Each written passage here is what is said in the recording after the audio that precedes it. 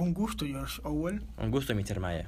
Qué placer para mí tenerlo aquí, que haya Gracias. aceptado nuestra invitación. Gracias. Primero que nada, quisiera que empezara contándonos un poco el asunto de su cuento, La Granja Animal.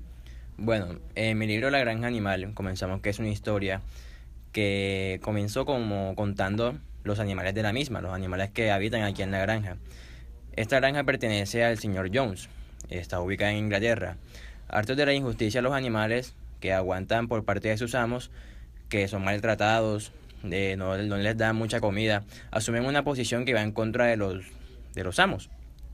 Y originados por un aire de rebeldía, cuyo mayor exponente era un cerdo, que nombre mayor, generan un plan y logran deshacerse de los dueños de la granja. Y a partir de ese momento, cuando ya son expulsados de la granja, queda como jefe y asume el rol el cerdo que más como ejercía jerarquía, que era mayor.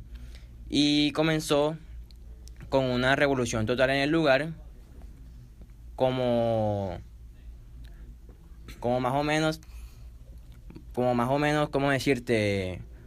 Una revolución que cambió tanto la forma de vivir de los animales que se encontraban ahí, y todo esto comenzó cambiándole el nombre de la granja, que pasó de llamarse Foxwood a Granja Animal. Bueno, por lo que me has dicho, el cerdo es un personaje muy importante. ¿Por qué un cerdo? Bueno, aquí un cerdo es como yo lo planteé en mi obra, en esta obra La Granja Animal, lo planteé diciendo de que los cerdos eran como los más intelectuales, los que podían recibir como más información, los que tenían como una perspectiva a ser como mandatarios sobre los otros animales, porque al estar siempre quietos ahí, siempre como que pensaban y podían dirigirse hacia otros animales.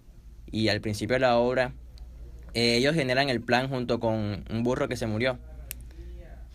Entonces, aquí ellos quedan como la cabeza de todo y comienzan a ejercer todo el plan que habían formado.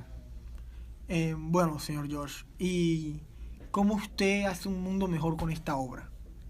Bueno, con esta obra yo quiero como hacer una crítica a lo que son los diferentes tipos de mecanismos que se han presentado y que aún se presentan en el mundo, los tipos de mecanismos políticos, los cuales son un papel muy fundamental en la estructura de una sociedad. Bueno, muy interesante su charla sobre la granja animal, pero nosotros lo invitamos para que hablara de este cuento. También lo invitamos para que nos contara un poco de 1984. ¿Cuál sería el asunto de este? Bueno, esta historia narra, o transcurre más bien, en uno de los tres narcoestados en los cuales la tierra está dividida. Allí todas las personas que viven están obligados a seguir las reglas y normas que en el partido que se encuentra en el poder les impuso, por lo cual no pueden quejarse ni mostrarse inconformes, ya que es un delito, y los matan por infringir esta ley. El partido busca también como una forma de controlar a las personas, les prohíbe hasta lo más básico, para así poder controlarlos mucho más fácil. Esta era la manera que usaban como para imponer la dictadura que ellos tenían ahí. También hay habitantes que se dan cuenta de lo que en realidad pasa. Estas personas o sea, como que rehabilitan y luego las matan, para así no dejar ningún ser en contra del régimen. También está un gran hermano, que es la persona encargada y que está enfrente del partido, el cual nadie conoce. Bueno, aquí también usted nos divide varios ministerios, nos muestra varios ministerios en los cuales dividen el poder, como para poder mantener a las masas.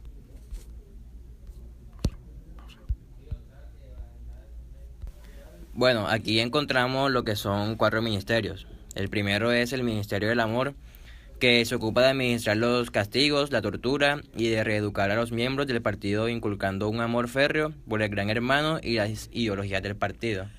¿No crees que es un poco contradictorio el nombre con lo que pasa? ¿Fue a propósito?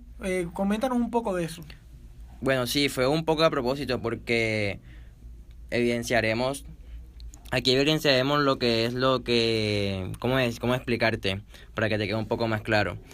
Es como Ministerio del Amor, lo colocamos como todo lo contrario. ¿Por qué? Porque al tú colocar Ministerio del Amor genera unas expectativas, pero a medida de que tú vas leyendo, vas leyendo y vas desarrollando la historia, ves que son otras. Entonces genera como un tipo de ambigüedad a la hora de ir leyendo. Bueno, perfecto. Continúanos hablando de los demás ministerios, por favor. También está el Ministerio de la Paz, el cual se encarga de asuntos relacionados con la guerra y se esfuerza por lograr que la contienda sea permanente. Si hay guerra con otros países, el país está en paz consigo mismo. Aquí hay un poco como de psicología social más o menos, para que tengas un poco como más abierto el tema. También está el Ministerio de la Abundancia, que es el encargado de la economía planificada y de conseguir que la gente viva siempre al borde de la subsistencia. Es decir, este ministerio es el encargado de como de dar lo necesario, nada más lo que las personas necesitan, lo más esencial, lo más básico, como lo más estricto, para que las personas vivan, pero no tan bien, pero que sobrevivan, por lo menos.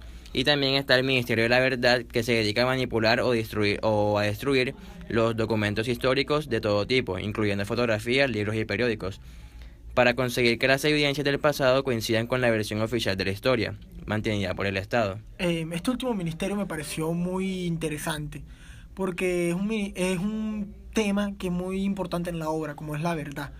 Pues cuando empiezan a manipular la verdad, la gente no sabe ya qué pensar. Y además de eso, que como nos dijiste, las personas son obligadas a pensar como el Estado, o si no, las matan. Entonces, ¿qué papel desempeña la verdad en la obra? Bueno, aquí podemos constatar la verdad con lo que, como dijiste tú al principio, que eran como contradictorios, porque a medida que yo te fui explicando lo que era cada ministerio, te das cuenta de que era todo lo contrario. Entonces aquí vemos que la verdad se contrasta con lo que es la falsedad. Entonces, ¿qué hacían la gente en este ministerio? Cogían los libros, los periódicos, las fotografías y modificaban todo para que las personas que de la sociedad no se dieran cuenta o más bien no supieran la verdad de lo que había pasado en el pasado, valga la redundancia. Y ellos construían su propia historia. Bueno, ha sido una interesante charla, pero por último me gustaría saber cómo este libro, 1984, tú, ¿qué intentaste con este libro? ¿Cómo tú intentaste cambiar el mundo por medio de este libro? Bueno, ambos textos, no me enfrasco nada más ni en 1984 ni Naranja Animal. Ambos textos los escribí con una crítica a la política que se implementaba y que se ha implementado a lo largo de la historia.